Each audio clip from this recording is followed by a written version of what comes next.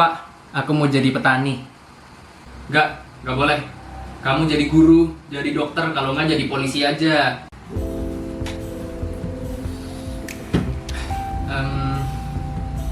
Sebenarnya ingin menceritakan kalau regenerasi petani itu sekarang sangat sulit, hampir tidak ada.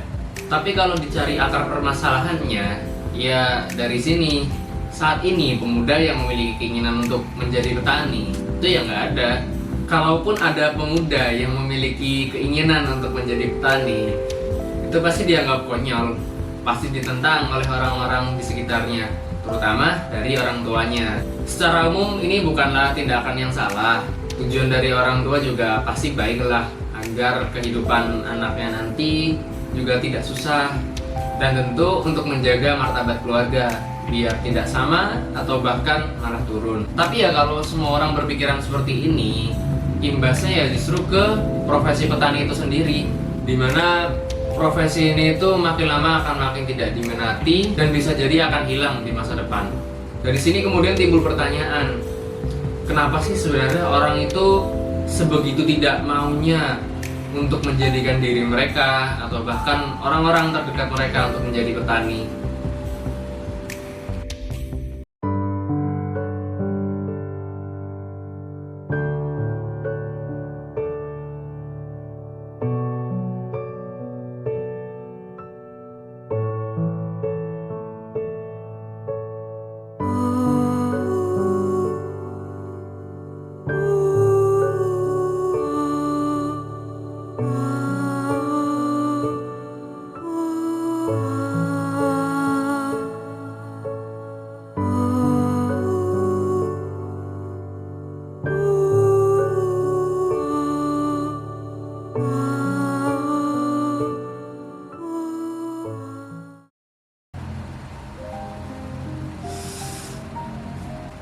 Kalau kita bahas kenapa orang-orang tidak ada yang ingin menjadi petani, itu sebenarnya sangat kompleks ya.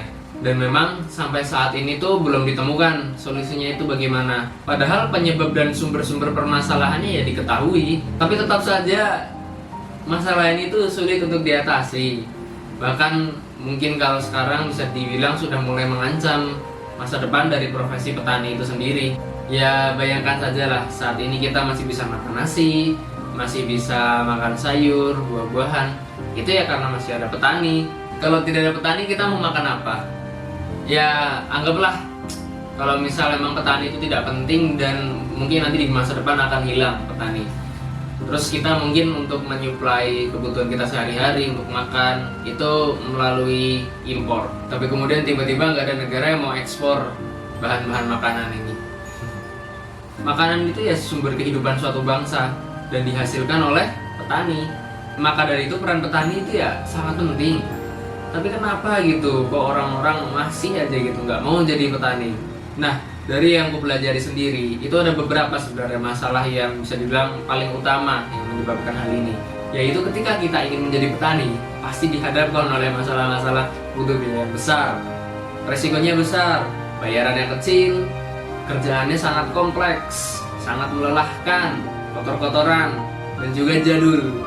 Ada berapa tadi? Berarti ada 7 ya, ada 7 permasalahan. Nah, dari 7 masalah tadi itu udah jadi alasan yang cukup kuat agar kita jangan sampai jadi petani. Karena yang memang sangat setidak enakan itu menjadi petani. Kalau ada yang bilang, ah enggak kok nggak kayak gitu, bertani perasaan gampang deh. Sekarang juga masih banyak kok petani-petani. Hey, coba dilihat lagi orang-orang di sekitar kalian yang jadi petani. Apa iya hidupnya benar-benar enak? Kalau gampang coba deh teman-teman pikirin gimana caranya menanam di lahan 100 meter persegi aja. Atau kalau teman-teman perhatikan lagi, pasti rata-rata yang jadi petani saat ini itu ya orang-orang tua yang mungkin udah sepuh, umurnya di atas 50 tahun. Jadi kalau ada orang yang bilang petani itu gampang, menguntungkan, masih banyak juga yang mau bergelut di bidang pertanian, potensi masih besar. Itu bisa jadi sebenarnya mereka bukan malah petani, bisa jadi mereka sebenarnya lebih ke arah pengusaha yang merupakan jadi agribisnis, atau sebenarnya memang memiliki pekerjaan lain di mana petani ini bukan menjadi profesi utamanya mereka. Tapi bukan berarti sebenarnya masalah ini nggak ada solusinya. Saat ini kita juga bahkan memiliki banyak ahli-ahli di bidang pertanian. Banyak sekali peneliti atau profesor-profesor yang menciptakan inovasi-inovasi baru juga kok di pertanian. Karya-karyanya itu ya benar-benar bagus. Cuman ya belum bisa benar-benar teraplikasikan di pertanian Indonesia. Ya gimana mau teraplikasikan coba kalau tidak ada regenerasi petani? Siapa yang mau ngelakuin?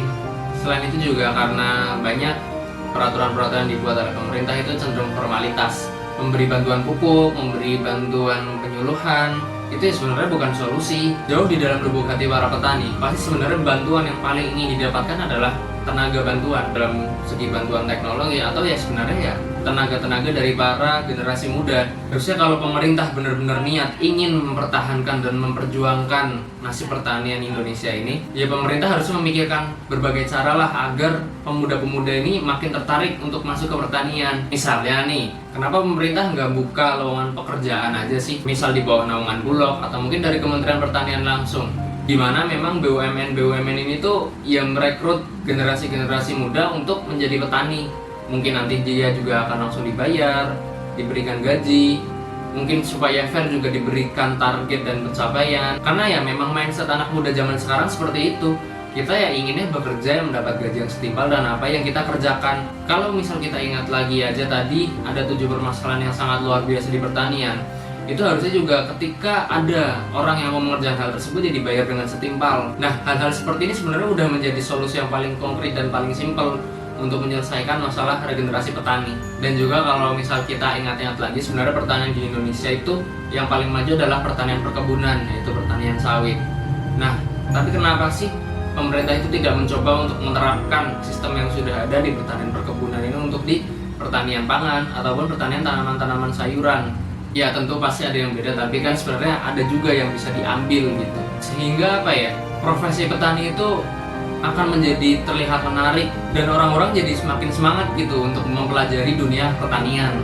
Makin semangat orang-orang yang mungkin ingin masuk ke jurusan-jurusan pertanian. Orang-orang juga makin bangga ketika sudah masuk ke jurusan pertanian. Bangga kalau nanti mereka ketika udah lulus ingin menjadi petani. Inovasi-inovasi pertanian juga nanti akan benar-benar teraplikasikan. Dan tentu tujuan akhir dari semua ini ya agar Indonesia bisa menjadi negara yang memiliki kemandirian pangan. Nggak juga, bertani itu beneran gampang, cuma nanam doang. Nggak belajar juga bisa. Lagian ngapain juga sih jadi petani kok harus kita sekolah tinggi-tinggi jadi sarjana? Buat apa sekolah atau kuliah tinggi-tinggi kalau cuma mau jadi petani?